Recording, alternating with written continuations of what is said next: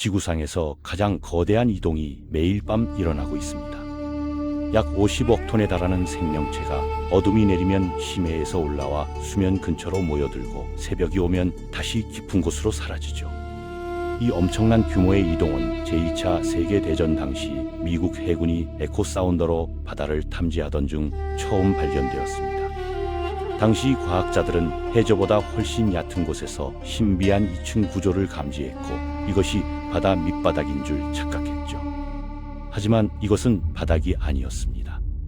수백만 마리의 물고기와 오징어, 해파리들이 빽빽하게 모여 만든 거대한 생명의 층이었던 겁니다. 낮에는 심해 깊은 곳에 숨어 있다가 밤이 되면 표면으로 올라와 먹이를 찾는 이 동물들의 집단 이동은 인류가 그때까지 전혀 알지 못했던 바다의 비밀이었습니다. 왜 이렇게 많은 생명체가 매일 밤 위험을 무릅쓰고 수백 미터를 이동하는 걸까요? 그리고 햇빛이 전혀 닿지 않는 깊은 바다에서는 어떤 생명체들이 살아가고 있을까요? 오늘은 지구에서 가장 크면서도 가장 알려지지 않은 생태계, 심해 중층수의 신비로운 세계에 대한 이야기입니다. 모든 것은 200m 아래 빛이 사라지는 경계에서 시작됩니다. 심해는 깊이 200m 아래의 모든 공간으로 정의됩니다. 바다의 평균 깊이가 3,688m라는 점을 고려하면 사실상 바다의 대부분이 심해에 속하죠. 이 광대한 공간 중 상당 부분을 차지하는 것이 바로 중층수입니다. 10억 입방킬로미터 이상의 생활 공간을 포함하는 이곳은 지구상에서 가장 큰 생태계이면서도 끝없는 공허함 때문에 가장 이해되지 않은 생태계 중 하나입니다. 1843년 자연주의자 에드워드 포브스는 심해 무생물 이론을 제안했습니다. 그는 해양 생물의 풍부함이 깊이에 따라 감소하며 550m 아래에서는 생명체가 완전히 사라진다고 주장했죠. 물론 이 이론은 오래전에 폐기되었습니다. 우리는 이제 심해가 놀라운 생물 다양성의 보고라는 사실을 알고 있습니다. 중층수의 세계를 이해하려면 표면에서부터 시작해야 합니다. 표층 또는 햇빛 영역은 수면에서 200m 깊이까지 뻗어 있으며 모든 해양 생물의 90% 이상이 이곳에 서식하죠. 포르투갈 군함은 가스로 채워진 부유물을 개발해 수면에 떠다니며 바람을 이용해 움직입니다. 아래로 향한 촉수는 먹이를 잡는 데 사용되죠. 햇빛이 파도를 통과하는 이곳에서는 1차 생산이 가능합니다. 미세한 식물성 플랑크톤은 광합성을 통해 물과 이산화탄소를 산소와 포도당으로 전환하는 생산자 역할을 합니다. 이 과정에서 생산되는 바이오매스는 바다의 모든 생명체를 지탱하는 근간이 되죠. 이것이 없다면 아래의 깊은 곳은 굶주릴 수밖에 없습니다. 표층 아래로 잠수하면 우리는 우울한 세계로 들어갑니다. 황혼지대, 중층 해수면이죠. 200m 아래부터 우리는 진정한 심해에 있게 됩니다. 여기서 생존은 훨씬 더 큰 도전이 됩니다. 광합성을 위한 충분한 빛이 없고 식물성 플랑크톤의 큰 개화도 없습니다. 유일한 음식 공급원은 해양눈이라 불리는 것입니다. 배설물 알게니와 죽은 유기 물질이 햇빛에 번화한 세계에서 천천히 위로 가라앉는 거죠. 이 해양눈의 존재는 동물들이 이용할 수 있는 독특한 틈새를 만들어냅니다. 우울한 광활함은 이상하고 놀라운 생명체들을 탄생시켰습니다. 이 보물 중 많은 것은 젤라틴 같은 동물성 플랑크톤입니다. 깊은 해류에 휩쓸려 움직일 수 없는 플랑크톤 무리가 광활한 것을 표류하죠. 고사벌레 또는 토모프테리스는 많은 강모를 가진 다모류에 속하는 분절된 벌레입니다. 사촌인 지렁이와 달리 퇴적물이 아닌 열린 바다를 통과합니다. 수영하기 위해 카누의 노처럼 강모를 움직이고 먹이를 먹은 후 투명한 몸 안의 내장은 마지막 식사의 색깔을 드러냅니다. 하지만 많은 동물들은 자신의 은신처를 날려버릴 수 있습니다. 생물 발광을 통해 화학 반응으로 빛을 내는 거죠. 피 묻은 배의 원뿔 모양 해파리는 먹이를 유인하기 위해 털을 물결치며 빛을 반사해 무지개를 만듭니다. 희미하게 붉은색을 띄어 섞이는데 이는 놀라운 전략입니다. 붉은색 빛의 파장은 심해에 도달하지 않기 때문에 붉은색을 띠면 완벽하게 위장이 되죠. 먹이가 소화되는 동안 방출되는 모든 빛도 걸러집니다. 여기에는 희귀한 원양 복종류도 있습니다. 심장형 태반과 큰 수영 지느러미를 가진 카리나리아 자포니카 같은 달팽이의 친척들이죠. 이들은 먹이를 찾아 거꾸로 수영하는 것을 선호하는 것 같습니다. 해파리와 관련된 관해파리는 하나의 유기체가 아닙니다. 조이드라고 하는 작은 동물들의 표류 군집이 함께 작동하면서 서로 다른 구조 사이에서 생물학적 기능을 분배하죠. 넥토포어는 수영종 역할을 하여 추진력을 돕고, 새로운 은유는 부력을 돋습니다. 먼 끝에서 복강은 쏘는 세포가 늘어선 촉수를 물속에 매달고 먹이를 잡습니다. 군집 생활 방식은 다세포 생물의 생활 방식을 반영합니다. 조이드 구조는 기관과 유사해 보이지만 흡축류의 고유한 이점을 제공하죠. 하나의 기관이 손상되면 치명적일 수 있지만 개별 흡축류가 손상되면 전체 군집에 영향을 미칠 가능성이 적습니다. 반복적으로 자신을 복제하며 사실상 불멸이 될 수 있는 겁니다. 아폴리아 속에 속하는 한 관해파리는 과학자들이 지금까지 관찰한 가장 긴 동물로 여겨집니다. 원격 조종 탐사선의 위치를 기반으로 한 계산에 따르면 길이가 50m에 달했고, 이는 대왕고래보다 더 길었죠. 많은 해파리의 생활 주기는 해저에서 폴립이 형성되는 것으로 시작합니다. 플랑크톤은 정착하여 무성 생식을 하기 전에 어린 해파리 더미를 만들죠. 이 어린 해파리는 하나씩 싹을 틔우고 원양 성체로 발달합니다. 하지만 바다 바닥이 너무 멀리 떨어져 있기 때문에 여기에 많은 해파리는 폴립 단계가 전혀 없습니다. 전체 생활 주기를 물속에서 완료하는 거죠. 저녁 접시 해파리는 함께 수영하며 촉수를 앞으로 뻗어 큰 먹이에게 은밀하게 다가갑니다. 큰 물의 움직임으로 놀라게 하지 않는 기술이죠. 탐사선의 불빛이 동물과 주변 수역을 비추고 있으니 실제 어둠 속에서 이런 느리게 움직이는 포식자를 피하는 것이 얼마나 어려울지 상상하기 어렵습니다.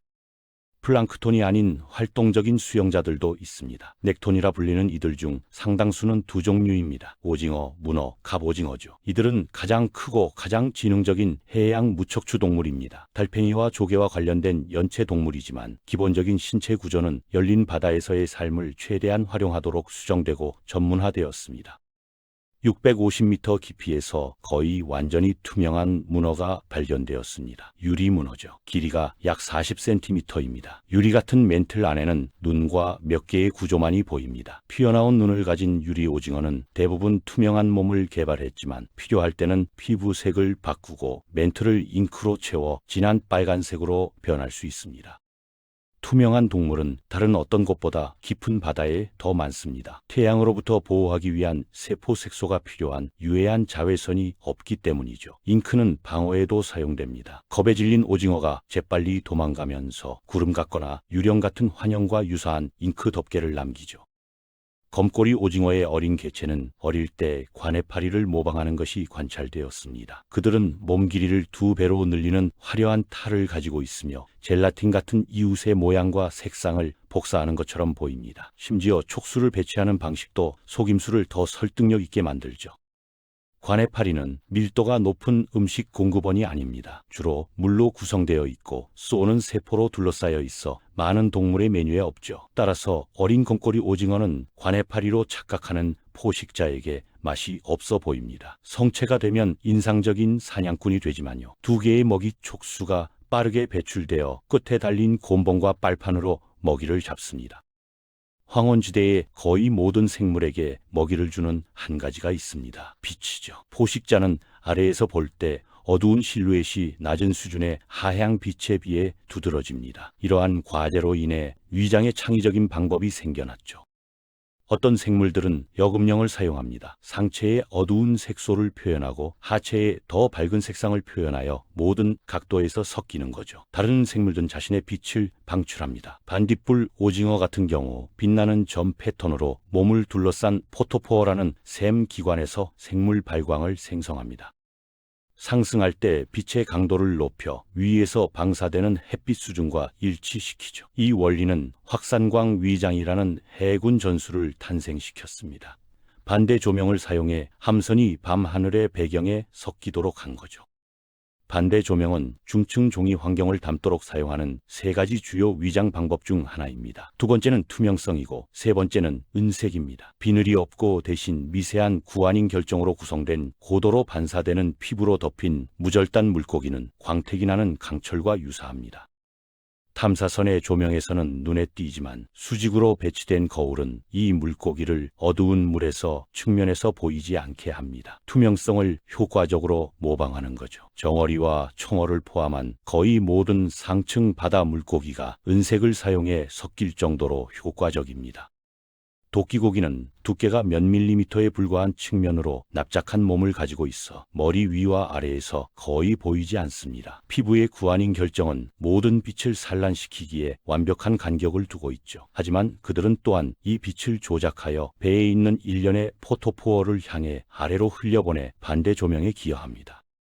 삐딱한 눈을 가진 오징어는 심해에서 극단적인 신체 변형을 겪었습니다. 한쪽 눈은 매우 크고 다른 쪽 눈은 다소 작죠. 물기둥에 위치하여 작은 눈이 아래를 내려다보며 검은 빛 속에서 생물 발광의 번쩍임을 찾습니다. 한편 큰 눈은 위를 봅니다. 구형 관 모양은 가능한 한 많은 하강빛을 받아들이고 노란색 렌즈는 먹이의 반대 조명을 통해 볼 수 있도록 합니다. 위를 바라보고 중간 깊이에서 사는 것에는 이유가 있습니다. 황혼지대의 생물은 유리합니다. 빛 수준이 충분히 낮아 어둠이 일정 수준의 보호를 제공하지만 동물이 뛰어난 빛 감도를 사용하여 밤이 오는 것을 식별할 수 있을 만큼 충분한 빛이 남아있죠. 표면 수역의 포식자가 덜 활동적이 되는 시간입니다. 이에 대응하여 매일 밤 심해의 주민들이 얕은 곳으로 가서 풍부한 먹이인 식물성 플랑크톤을 먹습니다. 이것은 일일 수직 이동이라 불리는 현상입니다. 밤이 되면 수많은 동물들이 어둠의 담요 아래 깊은 곳에서 올라옵니다. 심해 해파리, 관해파리, 오징어 및 기타 많은 동물들이 표면 근처에 모여 먹이를 먹죠. 중층 해파리의 전체 먹이 사슬이 뒤따릅니다. 깊은 곳에서 수많은 상어, 물고기, 오징어 및 모든 종류의 심해 포식자가 올라오는 겁니다. 이러한 수직 이동은 플랑크톤 유기체와 포식자를 끊임없는 이동 주기로 통합하여 지구상에서 가장 큰 동시 이동을 형성합니다. 약 50억 톤의 유기체가 매일 밤 표면으로 이동하고 새벽이 되면 다시 돌아가죠. 이주는 바다의 먹이 사슬에 연료를 공급하는 수직적 향연입니다. 등불고기를 생각해 보세요. 이들은 지구상에서 가장 널리 분포하는 풍부한 척추 동물입니다. 전 세계적으로 추정되는 생물량은 최대 16억 톤이며 심해의 모든 어류 생물량의 65%를 차지합니다. 이 때문에 이들은 많은 동물에게 중요한 식량 공급원이자 해양 먹이 사슬의 근본적인 연결고리입니다. 가장 주목할 만한 포식자는 붉은 악마 오징어로 매일 밤 수면 근처에 최대 1200마리의 개체가 모입니다. 이들은 몸 전체가 빨간색과 흰색으로 번쩍이며 다른 오징어에게 신호를 보냅니다. 이유는 알려져 있지 않지만 번식을 위한 초대이거나 다른 개체에게 너무 가까이 다가가지 말라고 경고하는 것일 수 있습니다. 등불고기의 공급이 떨어지면 서로 공격합니다. 붉은 악마 사이에서는 식인 풍습이 만연하죠. 위 내용물을 연구한 결과 4분의 1에서 동료 오징어의 유해가 발견되었습니다. 수직 이동의 24시간 주기는 전체 바다의 다양성과 생산성을 형성하는 강력한 힘 중 하나입니다. 그것은 생명체가 다른 서식지에서 자원을 이용할 수 있도록 하는 주기와 신호를 활용하는 능력을 보여주죠. 심해의 생명체는 이동 없이는 그렇게 다양하지 않을 겁니다. 그것은 생물학적 펌프에서 중요한 역할을 합니다. 이 현상은 중층 생물이 표면에서 먹이를 먹고 획득한 바이오매스와 엄청난 양의 탄소를 깊은 곳으로 가져오는 것을 보여주기 때문이죠. 여기서 몇 가지 다른 과정을 통해 탄소가 해저로 이동합니다. 포식을 통해 깊은 먹이 사슬에 들어가고 바다 눈과 배설물 알갱이 형태로 수층을 통해 가라앉습니다. 이것은 대기에서 탄소를 경량히 쏘는 수단을 제공할 뿐만 아니라 햇빛이 전혀 없어 수직 이동이 훨씬 더 어려운 아래의 자정지대에 음식이 도달할 수 있는 보다 직접적인 경로를 제공합니다. 약 1000m에서 생물 다양성이 급격히 감소합니다. 이 구역을 몇 시간 동안 여행해도 거의 아무것도 볼 수 없습니다. 하지만 그곳은 죽음의 지대가 아닙니다. 도전적인 세계이기는 하지만 태양의 직접적인 영향과 파도와 조수가 느껴지지 않는 안정적인 세계이기도 하죠. 중층수의 세계는 우리가 상상할 수 있는 것보다 훨씬 더 복잡하고 역동적입니다. 매일 밤 일어나는 거대한 이동은 단순히 먹이를 찾기 위한 여행이 아닙니다. 그것은 표층과 심해를 연결하는 생명의 사슬이며 탄소를 깊은 곳으로 운반하여 지구의 기후를 조절하는 펌프이기도 하죠. 투명한 몸으로 어둠 속을 표류하는 해파리, 생물 발광으로 의사소통하는 오징어, 거울처럼 빛을 반사하는 물고기들, 이 모든 생명체는 수백만 년 동안 거의 변하지 않은 환경에서 놀라운 적응을 이뤄냈습니다. 그들은 빛과 어둠의 경계에서 풍요와 궁핍 사이에서 균형을 맞추며 살아가고 있습니다. 우리는 이제 겨우 이 세계의 문을 열기 시작했을 뿐입니다. 첨단 탐사선이 깊은 바다로 내려갈 때마다 새로운 종이 발견되고 새로운 행동이 관찰되고 새로운 생태계가 드러납니다. 지구상에서 가장 큰 생태계인 중충수는 여전히 미지의 세계로 남아 있습니다. 하지만 한 가지는 확실합니다. 이 거대하고 어두운 공간은 결코 텅 비어 있지 않다는 것입니다. 그곳에는 상상을 초월하는 생명의 풍요로움이 있고 우리가 아직 이해하지 못한 복잡한 생태계가 작동하고 있습니다.